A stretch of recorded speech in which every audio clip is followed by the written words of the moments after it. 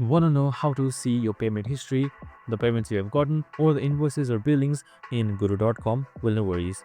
So seeing your payment history sometimes can be necessary in order to find out what kind of payments have you gotten and from where. So in this video, I'm going to show you how you can easily check them out and how to do so. So let's go straight to it. Now first things first, just simply open up your Guru.com website.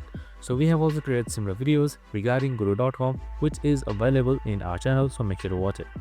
So seeing your payment history is super simple. You should be on the Guru.com dashboard by default.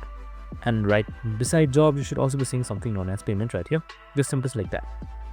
So now once after I get payment, your payment should open up. So you can also create invoices right here and see your transfer methods, the cash account, and tax forms, and much more. And that's it. Super simple and easy. So you can see where you have been paid and how, and you can also create invoices by selecting create invoice, and you're good to go.